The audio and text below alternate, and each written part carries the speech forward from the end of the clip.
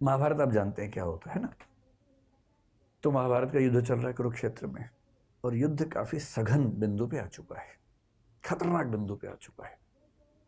कौरवों की सेना बहुत बड़ी है, पांडवों की सेना छोटी है। बस पांडवों के पास ये है कि कृष्ण साथ में है, और कृष्ण की जो कूटनीति है, वैसे भी लठैती काम नहीं आती है, कूटनीति बहुत बड़ी चीज है लठैती की तुलना में, उसकी वैल्यू ज्यादा होती है। कृष्ण कूटनीति के इतने पुरोधा हैं कि उनके सामने बड़े बड़े जो बलशाली लोग हैं चल नहीं पाते हैं। अब हो क्या रहा है। अच्छा, कृष्ण को शुरू से अंदाजा था कि कर्ण को संभालना आसान नहीं होने वाला है, बाकी सबको संभाल लेंगे, कर्ण नहीं संभलेगा।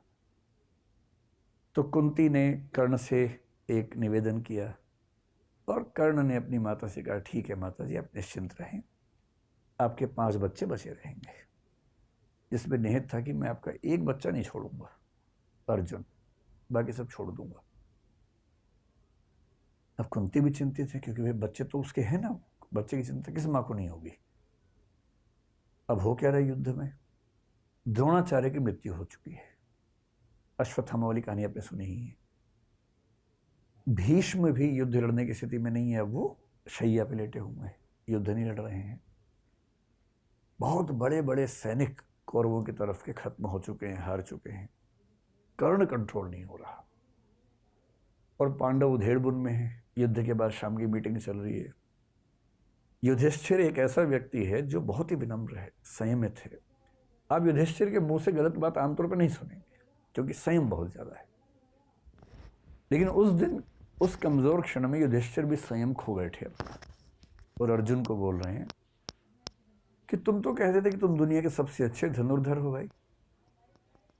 अजीब हाल है, तुम कर्ण को मार ही नहीं पा रहे। काहे कि तुम्हारी धनुर्विद्या, काहे का तुम्हारा गांडीव धनुष। ये सुनते अर्जुन को आग लग गई एकदम। और अर्जुन ने एक कसम ले रखी थी, प्रण लिया हुआ था कि यदि कोई मेरे गांडीव धनुष का अपमान करेगा तो मैं उसका जीवन ले लूंगा। ये प्रण लिया हुआ था, प्रतिज्ञा थी। अब मामला फंस गया कि अपमान कर दिया बड़े भाई ने। बड़ा भाई और पिता परंपरा में एक ही माना गया है, तो पिता स्वरूप बड़े भाई ने अपमान कर दिया। अब अर्जुन परेशान है कि यार मुझे प्रतिज्ञा पूरी करने के लिए अपने भाई का वध करना पड़ेगा। कृष्ण समझ गए कि ये मामला ठीक कर रहा हूं। कृष्ण उसके पास गए, बोले चिंता मत करो यार, रास्ता है इसका।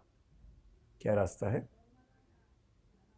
बोले शास्त्रों में कहा गया है कि पिता का अपमान करना और पिता की हत्या करना बराबर बात है। तो तुम युधिष्ठिर का अपमान कर दो, तुम बड़े भाई के वध के पाप से मुक्त हो जाओगे। उसने कहा ये ठीक रहेगा। तो उसने उसी सभा में वापस जाके बोला, आपने जो जुआ खेला उसकी वजह सब कुछ हो रहा है। आपने ही सारी गड़बड़ की थी। उस दिन आपने पत्नी को दांव पर लगा दिया, राज्य को दांव पर लगा दिया, आपकी वजह से वनवास हम सबको मिला, हम सबका जीना मुश्किल हुआ, ये आप जिम्मेदार हैं इसके। युधिष्ठिर अवाक देख रहे हैं कि ये क्या बोल रहा है, कैसे बोल रहा है। फिर कृष्ण ने संकेत किया, हो गया बस पर्याप्त है। अब वापस आए। युधिष्ठिर तो चुप हो गए। उदात्त आदमी चुप हो जाता है, ऐसे क्या बोलेगा उसके बाद। अब अर्जुन को गिल्ट फीलिंग बड़ी खतरनाक है। कृष्ण के पास बैठ के बोल रहा है कि मैं ये झेल नहीं सकता। पिता की निंदा और पिता की हत्या बराबर है। मैंने पिता की निंदा की, यानी कि मैंने पिता की हत्या की है, और पिता की हत्या के बाद मैं जीवित रहूं ये संभव नहीं है। मैं तो खुद को खत्म करूंगा। सबने समझा है, पर वो अड़ गया ना, और फिर चिता तैयार कर ली गई उसके लिए। अब कृष्ण को लगा, बताओ यार, एक सॉल्यूशन निकाला है तो मामला दूसरा फंस गया। फिर कृष्ण ने मामला संभाला। कृष्ण तो मामला संभाल लेते हैं। कृष्ण बोले, देखो शास्त्रों में एक बात और कही गई है।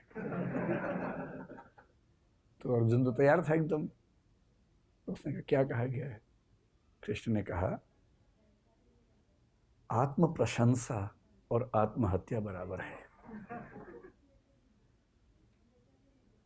इसलिए अपनी तारीफ कर लो, आत्महत्या हो जाएगी।